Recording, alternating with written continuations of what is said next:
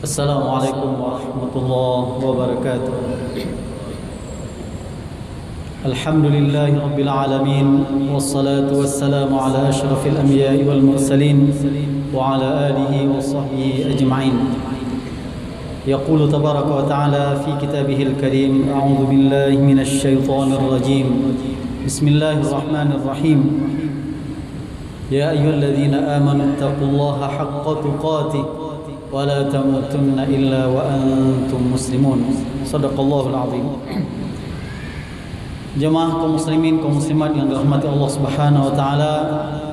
Alhamdulillah pada siang hari ini kita bisa hadir di rumah Allah ini melaksanakan salah satu kewajiban kita, yaitu salat zuhur berjemaah. Semoga salat kita nanti bisa kita tunaikan secara baik dan diterima oleh Allah Subhanahu wa taala menjadi amal saleh. Amin ya rabbal alamin. Jemaah kaum muslimin, kaum muslimat yang dirahmati Allah Subhanahu wa taala, kita bersyukur juga bahwasanya kita sudah melewati bulan Ramadan dengan berbagai aktivitas amal soleh ketaatan yang kita lakukan. Kalimat yang terucap di bulan Syawal, la taqabbalallahu minna wa minkum, kita mohon kepada Allah agar semua ibadah dan amal soleh kita tersebut diterima oleh Allah Subhanahu wa taala. Tetapi ada yang berbeda yang dialami oleh saudara kita di hari-hari terakhir bulan Ramadan dan sampai awal-awal bulan Syawal. Apa yang dialami oleh saudara kita di Palestina yang tadi juga sudah disampaikan, bagaimana kita harus peduli menunjukkan perhatian kita kepada saudara kita di sana. Kaum muslimin, kaum muslimat yang dirahmati Allah Subhanahu wa taala, ada satu hal yang perlu kita pahami dan kita ketahui, sebagaimana Allah katakan dalam Al-Quran, وَجَعَلْنَا بَعْضَكُمْ لِبَعْضٍ فِتْنَةً أَتَصْبِرُونَ. Kami jadikan sebagian kalian itu ujian bagi sebagian yang lain. Atasbirun, apakah kalian bisa sabar dengan ujian tersebut? Ini adalah tabiat dan sunatullah dalam kehidupan. Kita akan menjadi ujian bagi teman kita, dan teman kita juga akan menjadi ujian bagi kita. Kalau teman saja menjadi ujian, apalagi orang yang tidak senang dengan kita atau musuh kita. Dan itulah ketetapan Allah Subhanahu wa taala. Apa yang kita saksikan di Palestina, kita mengatakan bahwasanya saudara kita di Palestina sedang diuji. Allah uji dengan apa? Ada penjajah, ada Zionis yang merampas tanah dan negeri mereka, mengambil hak-hak mereka. Bukan sekadar itu saja, juga menumpahkan darah, mencederai, melukai dari orang tua sampai anak kecil.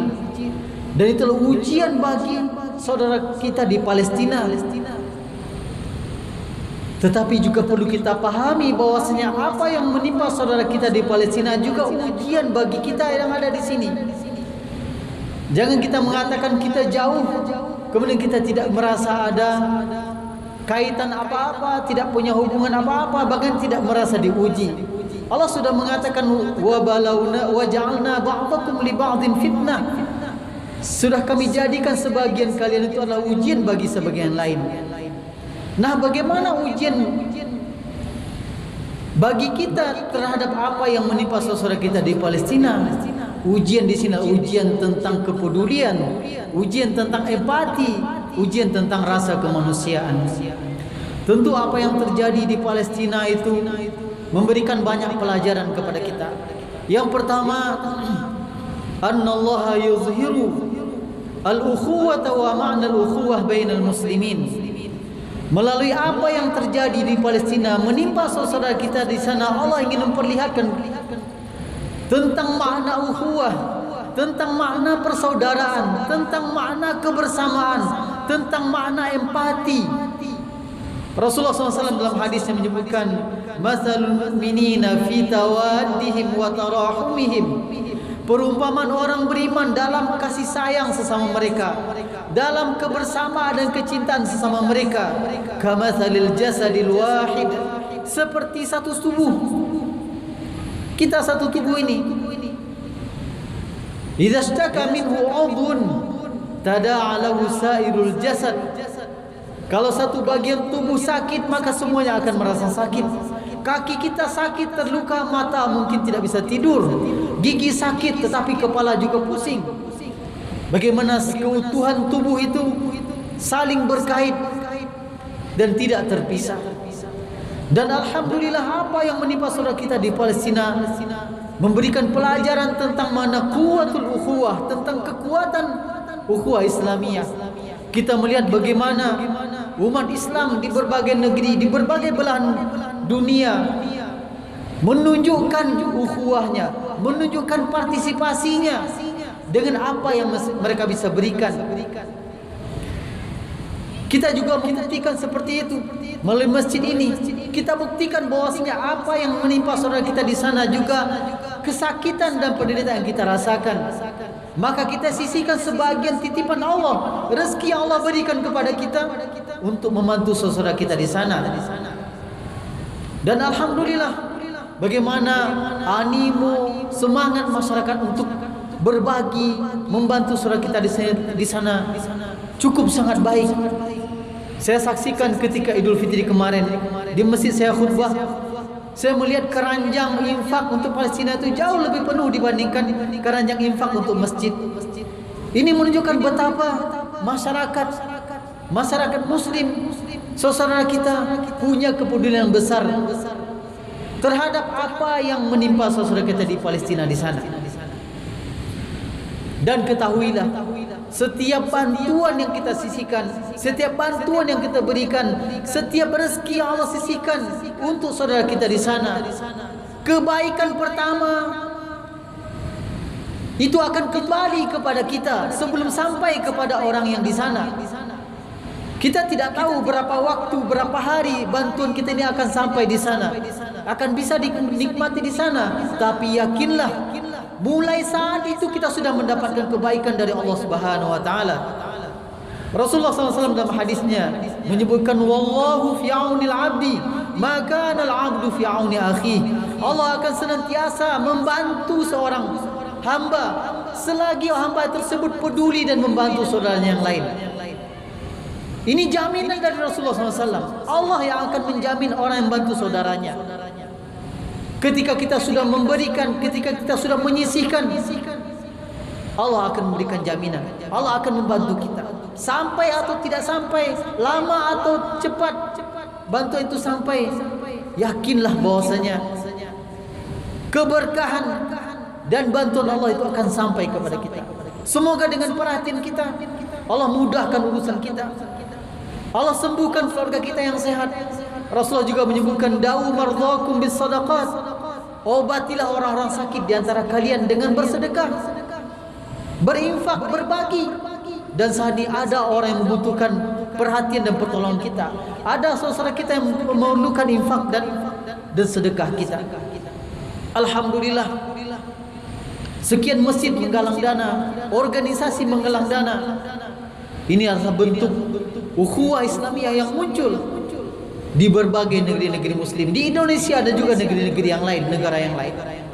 Yang kedua, apa yang terjadi di Palestina itu juga melalui peristiwa tersebut Allah yuzhir, Allah juga memperlihatkan siapa yang selama ini menyimpan sifat-sifat kemunafikan, yang mungkin mengaku sebagai umat Islam, tetapi di saat umat Islam dan saudaranya tertindas, dia tidak memperlihatkan kepeduliannya, dia tidak memperlihatkan empatinya. Justru ada orang-orang yang saat ini yang kemudian melontarkan, tidak usah kita sibuk dengan orang-orang di luar negeri, tidak usah kita sibuk dengan bangsa lain, kita harus peduli dengan nasib negeri kita, dengan anak-anak kita ke depan. Ada orang seperti ini, padahal dia sendiri tidak pernah peduli dengan orang-orang asing yang masuk ke negeri ini, yang merampas kekayaan negeri ini, dia juga tidak peduli. Kemudian mengatakan kita tidak peduli dengan apa yang dialami saudara kita umat Islam di Palestina. Ini adalah orang-orang yang menyimpan sifat nifaq, yang justru di saat kita harus menunjukkan empati kita, dia justru melontarkan pernyataan-pernyataan yang melemahkan semangat dan rasa ukhuwah tersebut. Kemudian juga ada orang-orang yang apakah mungkin karena pemahaman yang salah, kemudian juga melontarkan pernyataan yang kadang juga melemahkan semangat Kita mendengar, tidak usah kita mendoakan kehancuran dan laknat untuk Israel. Kenapa? Karena dia mengatakan Israel itu nama lain dari Nabi Yakub. Ini kita perlu paham realita, fiqhul waqi', memahami realita. Kalau kita tanya orang-orang yang geram, orang-orang kita yang tidak suka, yang merasa tidak nyaman dengan agresi Israel tersebut dan mendoakan kehancuran untuk Israel, silakan kita tanya, apakah Israel yang mereka maksud tersebutlah Nabi Yakub? Tidak ada. Yang mereka maksudlah sekelompok orang yang menamakan diri mereka bangsa yang bernama Israel, yang menjajah dan mencaplok saudara kita. Itu yang dimaksud. Kalau kemudian Israel ini adalah salah satu nama dari nama Nabi Yakub, bukan itu yang kita kutuk. Tetapi lontaran seperti ini kenapa muncul di saat Zionis dan Israel itu menzalimi saudara kita? Kenapa di saat ini muncul? Tentu ini akan membingungkan. Tidak boleh melaknat Israel, tidak boleh melaknat Bani Israel. Padahal kalau kita membuka ayat Al-Quran, Allah melaknat Bani Israel tersebut. Tetapi Allah menyebutkan kenapa dilaknat. Ada sebabnya. Allah katakan lu'inal ladzina kafaru min bani Israil ala lisani Daud wa Isa bin Maryam. Allah melaknat orang-orang kafir dari Bani Israel, keturunan Nabi Yakub. Kenapa dilaknat? Dzalika bima asaw wa kanu ya'tadun. Karena mereka bermaksiat kepada Allah, karena mereka melampaui batas. Karena itulah layak mereka mendapatkan laknat Allah Subhanahu wa taala. Dan itu juga yang dilakukan oleh Israel, bangsa yang mengaku Israel tersebut. Terus apa yang salah kemudian kalau kita mendoakan mereka dan Israel yang menganiaya, yang menjajah saudara kita itu untuk binasa? Apa yang salah? Allah sendiri pun juga melaknat mereka melalui lisan Nabi Isa dan Nabi Daud. Jadi jangan sampai kita bingung, jangan sampai berkurang empati kita, jangan sampai kurang rasa ukhuwah kita karena hanya lontaran seperti ini. Semestinya di saat-saat seperti ini kita menunjukkan rasa keimanan kita, rasa persaudaraan kita yang kuat.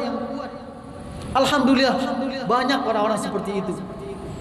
Ada yang menyerahkan hartanya beruntuk uang, ada yang menyerahkan perhiasan, ada yang menyerahkan berbagai yang mahal yang mereka miliki. Bukti dari kecintaan, bukti dari keimanan. Dan kita sedang diuji sekali lagi. Allah menimpakan apa yang dirasakan oleh saudara kita di Palestina. Mereka diuji dengan cara seperti itu. Dan saat ini kita diuji. Ujian Allah kepada kita adalah ujian empati, ujian kepedulian. Dan sering kita mendengar ungkapan, cukup sebetulnya kita menjadi seorang manusia saja, manusia yang normal saja, cukup sebagai manusia kita akan peduli dan empati. Apalagi kalau kita sebagai seorang manusia yang beriman, sebagai muslim, maka peduli dan empati kita harus lebih kuat dan lebih tinggi lagi. Kita menyaksikan ada orang-orang di Eropa tersebut, non-muslim, mereka demo, turun ke jalan menolak penindasan dan agresi tersebut. Kenapa? Karena berangkat dari rasa kemanusiaan saja. Nah, kita bukan saja sekadar rasa kemanusiaan, juga ada rasa keimanan, rasa keislaman yang menguatkan sesama kita.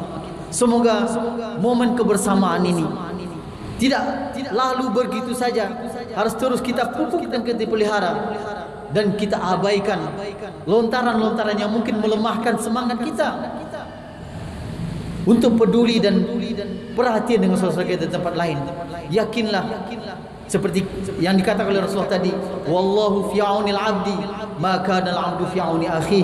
Selama kita menolong saudara kita, yakinlah Allah akan menolong kita. InsyaAllah kita tidak akan miskin karena kita menyisihkan sebagian harta kita untuk saudara kita. Tidak akan menderita karena kita menolong saudara kita. InsyaAllah tidak.